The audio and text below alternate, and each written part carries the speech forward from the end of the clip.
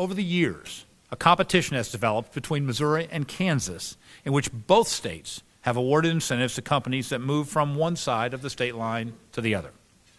Now, make no mistake, these economic development incentives were designed with the best of intentions as a way for us to partner with companies that are creating new jobs and making new investments. And in most cases across our state, that is exactly what they do. From Burns & McDonnell creating hundreds of jobs at its Kansas City headquarters, to Ford's record $1.1 billion investment over in Clay Como, the smart, strategic deployment of these tools is helping businesses create good jobs and generating a positive return on taxpayers' investments.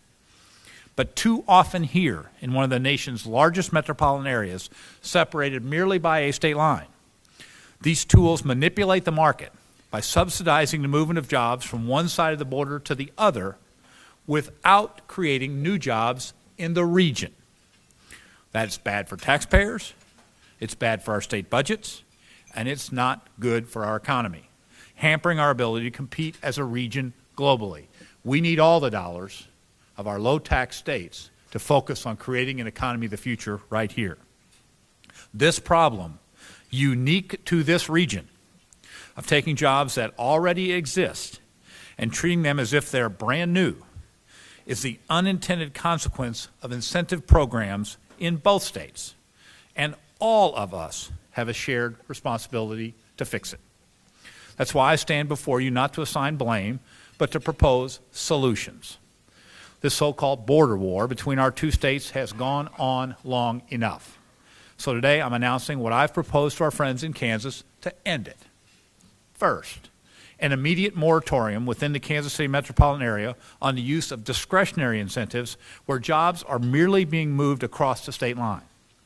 Although resolving this issue once and for all will require legislation from both states, in the meantime, there is no reason another dime of taxpayers' money should be spent to subsidize the movement of jobs within this region.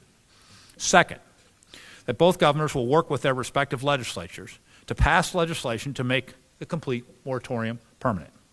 Third, that local officials throughout this region be encouraged to end the use of local tax dollars in similarly inefficient and counterproductive ways. And finally, that Missouri and Kansas work together to leverage our combined resources to promote the Kansas City region as a whole. The competition for the future is not merely across the state lines. It is a much bigger battle than that. From energy and education to trade and transportation, there are many areas ripe for greater cooperation and collaboration between our states. Areas where, rather than competing in a zero-sum game, Missouri and Kansas can pursue mutually beneficial strategies for regional growth and job creation. Take, for example, the animal health corridor that runs from Columbia, Missouri to Manhattan, Kansas. The corridor represents the world's largest concentration of animal health companies, from global brands to small startups. For this thriving industry sector that spans two states and serves the world, the state line is irrelevant to the interconnected worldwide economy in which those companies compete. Another example is the auto sector.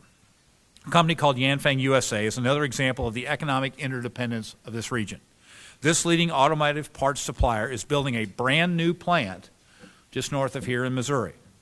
But its biggest customer is GM's plant across the state line in Fairfax, Kansas. With GM's significant expansion at Fairfax, Yanfeng will have to increase production at Riverside.